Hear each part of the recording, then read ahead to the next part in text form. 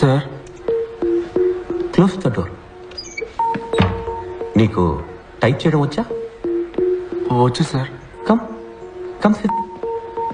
Sir I'm sorry sir. Please type. My dear sir, నేను చాలా బాధపడుతూ తెలియజేయున్నది ఏమనగా, మీ అబ్బాయి క్రమశిక్షణ తప్పిన కారణంగా ఈ కాలేజీ నుండి నో డెలీట్ ద మ్యాటర్.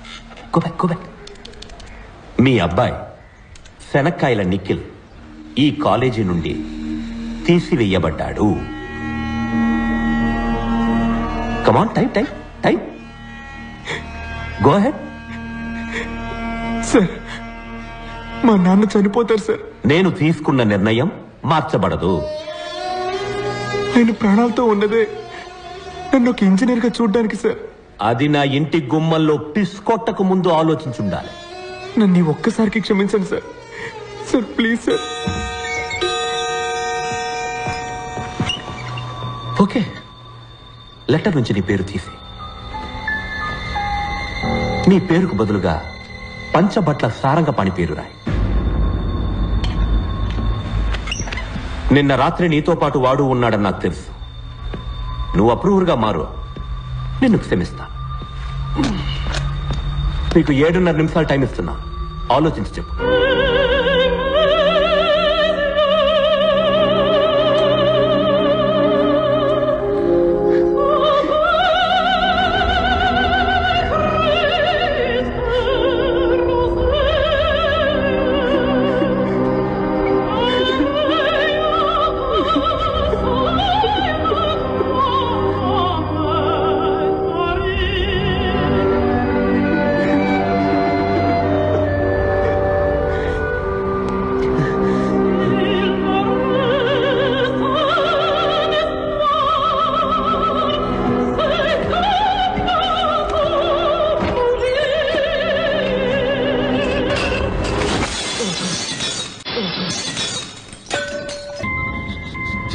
జయ, నీకు విషయం తెలుసా? జయాకి పెళ్లి ఫిక్స్ అయిందిరా. 10 పైసల కట్టం కూడా వద్దంట. పెళ్లి కొడుకి బంగారం, నగ, నట్ర, ఆస్తి పాస్తి ఏ వద్దట. జయ మాత్రమే చాలట. అవును. నీకు పెళ్లి కొడుకు ఎవరో తెలుసా?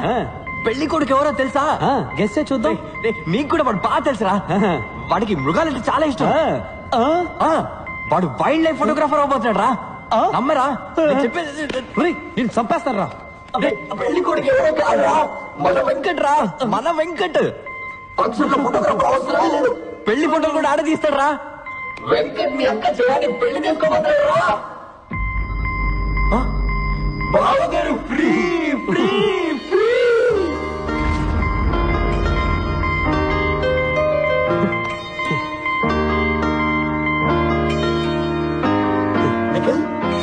నిఖిల్ నిఖిల్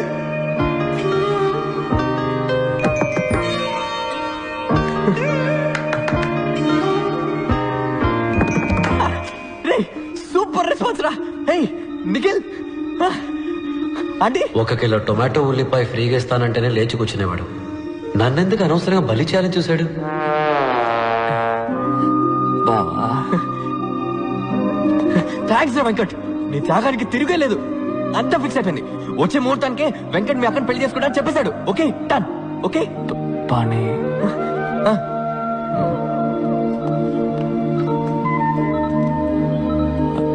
అబద్ధానికి అడ్డు ఆపు లేదారా?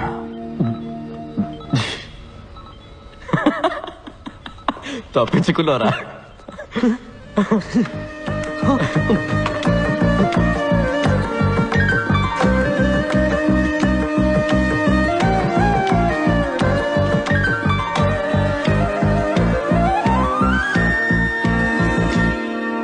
కదలిరా మిత్రమా అందుకో ఆసరా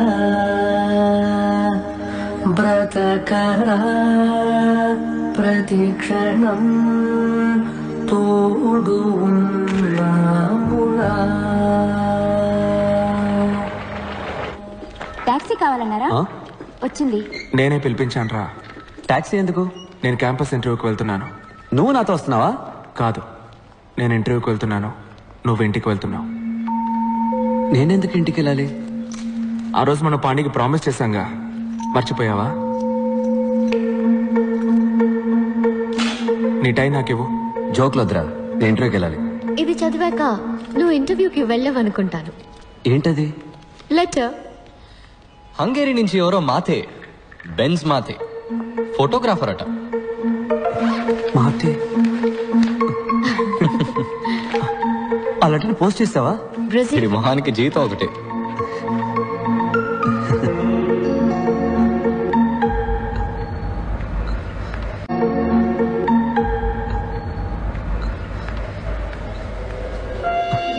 మా నాన్న ఒప్పుకోరు. వెళ్ళరా, ధైర్యంగా వెళ్ళి మీ నాన్నతో మాట్లాడు.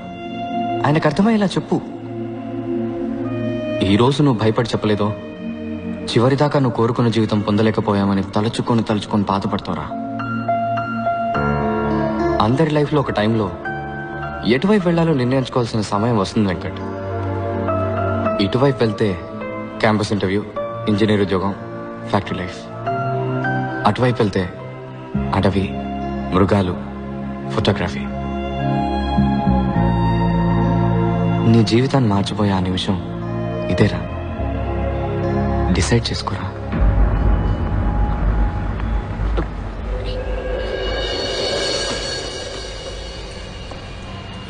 ఈ గిఫ్ట్ వాడికి నచ్చుతుందంటావా? ఏమండి, వాడి చదువుకి చాలా అప్పులు చేశారు. ఇప్పుడు ఇంత ఖర్చు పెట్టి ఈ కంప్యూటర్ అవసరం అంటారా? ఏం నువ్వు మాట్లాడుతున్నది? మన అబ్బాయికి మొట్టమొదటిసారి ఉద్యోగం రాబోతోంది. మనం కన్న కళ్ళన్నీ నెరవేరబోతున్నాయి.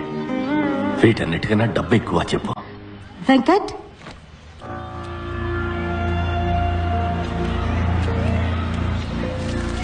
రే, ఇవాళ నువ్వు ఇంటర్వ్యూకి వెళ్ళాలి కదా? నేను వెళ్ళలేదు. ఏ? నాకు ఇంజనీర్ అవ్వడం ఇష్టం లేదు.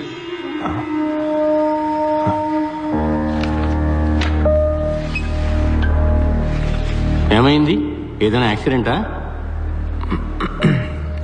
నేను కాలేజ్ బిల్డింగ్ పైనుంచి దూకేశాను సార్. ఏ? నన్ను కాలేజీలోంచి డిస్మిస్ చేశారు. దేనికి? నేను తాగేసి ప్రిన్సిపల్ ఇంటి గుమ్మలో పాస్ పోసాను సార్. పిచ్చి వెతవ పాణి నోటుకొచ్చింది చెప్పి నేను బ్రెయిన్ వాష్ చేశాడరా. నాకు ఇంజనీరింగ్ బుర్రకు ఎక్కటం లేదు నాన్న. పొరపాటునైనా కూడా పనికిరాని ఇంజనీర్ని అవుతాను. పాణిది సింపుల్ బిలీఫ్. నీకు నచ్చిన పని చెయ్యి, అప్పుడు పని పనిలా ఉండదు, సంతోషంగా ఉంటామంటాడు. రే, అడవులకు వెళ్ళి ఏం సంపాదిస్తావురా? స్టైఫండ్ తక్కువే వస్తుంది, కానీ నేర్చుకోవడానికి ఎంతో ఉంటుంది నాన్న. రే, ఒక 5 ఏళ్లలో నీతో చదువుకున్న వాళ్ళందరూ సొంత ఇల్లు, కారు కొనుక్కుని సెటిల్ అయిపోతారా. తర్వాత నువ్వే ఫీల్ అవుతావు. నేను సంతోషపడతానన్నా, కానీ ఇంజనీర్ అయితే మాత్రం లైఫ్ లాంగ్ ఫీల్ అవుతాను. ఊళ్ళో అంతా నిన్ను చూసి నవ్వుతారా. నువ్వు పెద్ద ఇంజనీర్ అవుతావని అందరూ ఎంత గొప్పగా చెప్పుకుంటున్నారు. ఐఈసీలో చేరి చదువుకోవడానికి మీ అబ్బాయి పెట్టి పుట్టాడని కృష్ణమూర్తి అంకుల్ ఇప్పటికీ చెప్తాడు. వాళ్ళందరూ ఏమనుకుంటారా? కృష్ణమూర్తి అంకుల్ నా రూమ్కి ఏసీ పెట్టించలేదు నాన్న. నాకు ఫీజు కట్టి చదివించింది ఆయన కాదు నాన్న. చిన్నప్పుడు నన్ను భుజం మీద ఎక్కించుకుని జూ అంతా తిప్పి చూపించింది ఆయన కాదు నాన్న. అదంతా చేసింది మీరు. మీరేమనుకుంటున్నారనేది నాకు ముఖ్యం. ఏంట్రా, ఏదైనా సినిమా చూసి వచ్చావా? డైలాగులు కొడుతున్నావు? అయ్యో, కోప్పడకండి. వాడు అసలే చాలా బాధలో ఉన్నాడు. తర్వాత అదికిలాగా ఏమన్నా చేసుకుంటాడేమో. నేనేం మాట్లాడకూడదు కదూ. నేనేం మాట్లాడను, నేనేమి మాట్లాడను. ఏమన్నా అంటే సార్ పైనుంచి కిందకు దూకేస్తారు. లేదు నాన్న, నేను ఆత్మహత్య చేసుకోను, ప్రామిస్. నానా, దీన్ని చూడండి. పాణి మీ ఫోటో నా పర్సులో పెట్టి ఏమన్నాడో తెలుసా? ఎప్పుడైనా నీకు ఆత్మహత్య చేసుకోవాలనిపిస్తే ఈ ఫోటోని తీసి చూడు. నీ డెడ్ బాడీని చూస్తే వాళ్ళ మొహంలో ఉన్న చిరునవ్వు ఏమవుతుందో అని కొంచెం ఆలోచించమన్నాడు నాన్న.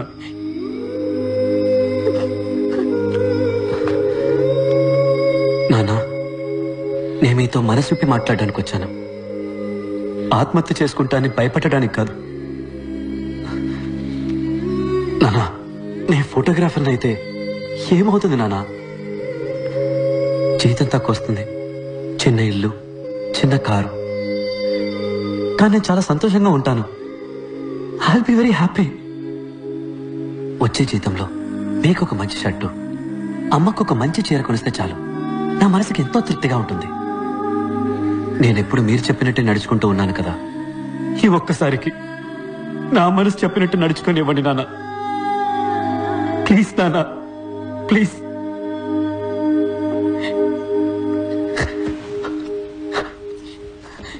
నాన్న ప్లీజ్ నాన్న. నేను ఇది తిరిగి ఇచ్చేస్తాను. వెంకట్, ఒక ప్రొఫెషనల్ కెమెరా ఎంత రేట్ ఉంటుందిరా?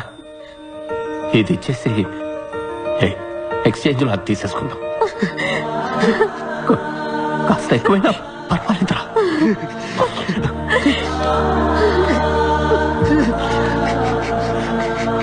వెంకట్, నీకు నచ్చిన పని చేయరా?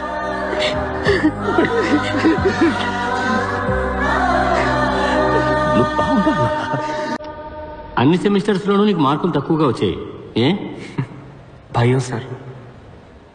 నేను చిన్నప్పుడు స్కూల్లో చదువుకునేటప్పుడు నాకు మార్క్స్ బాగానే వచ్చేవి సార్. మన కుటుంబ కష్టాలన్నీ మన అబ్బాయి తీరుస్తాడని మా అమ్మ నాన్న అనేవారు.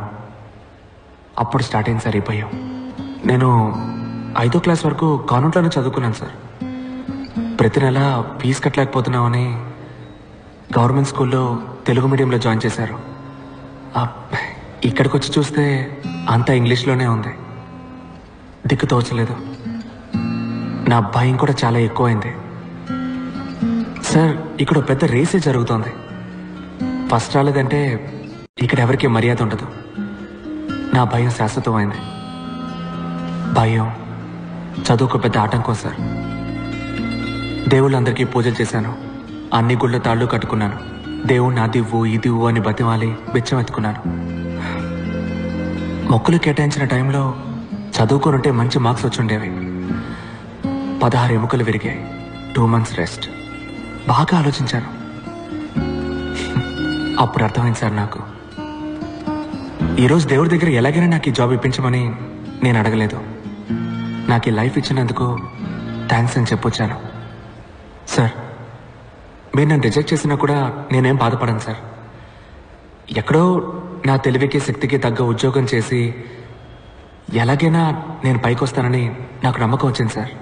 ఇంత ఫ్రాంక్గా బిహేవ్ చేసే వాళ్ళు మా కంపెనీకి పనికిరారు. క్లయింట్స్ని హ్యాండిల్ చేయడానికి డిప్లొమాటిక్గా మాట్లాడే వాళ్ళే మాకు కావాలి. You are too straightforward. But నువ్వు నీ యాటిట్యూడ్ని కంట్రోల్ చేసుకుని పనిచేయగలను అని నువ్వు మాకు అష్యూరెన్స్ ఇస్తే we may consider you. సొంత కాళ్ళ మీద నిలబడ్డం నేర్చుకున్నది నా 2 కాళ్ళు విరిగాకే సార్. దెబ్బతిన్న తర్వాత వచ్చింది సార్ ఈ యాటిట్యూడ్. మార్చుకోవడం కుదరదు. మీ ఉద్యోగాన్ని మీరు ఉంచుకోండి, నా యాటిట్యూడ్ని నేను ఉంచుకుంటా. సారీ సార్, తప్పుగా అనుకోకండి. ఆగు.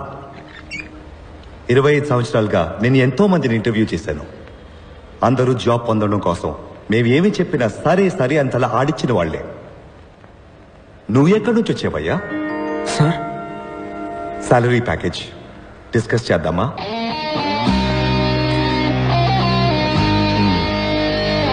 Thank you sir.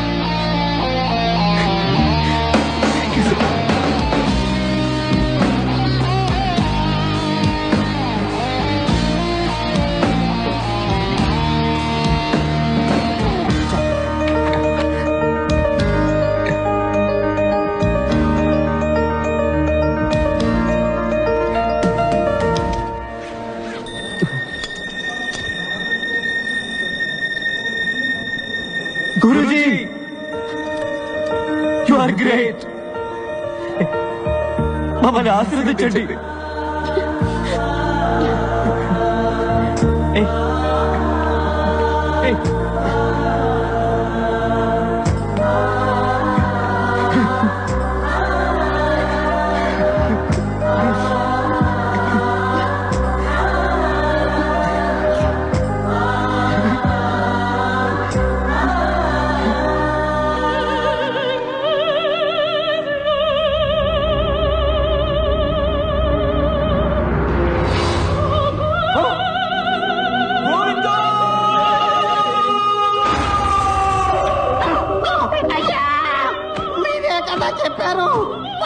ఉద్యోగం వస్తే మీ మీద తీసేయమని. అయ్యా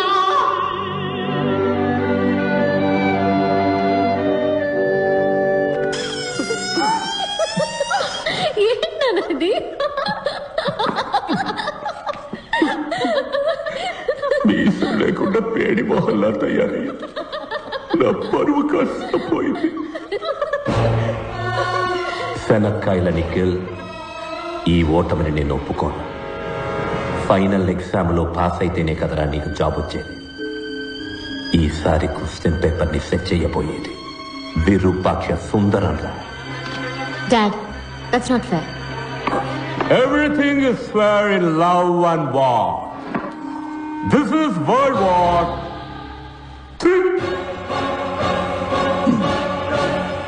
నిఖిల్, నువ్వు చచ్చావురా.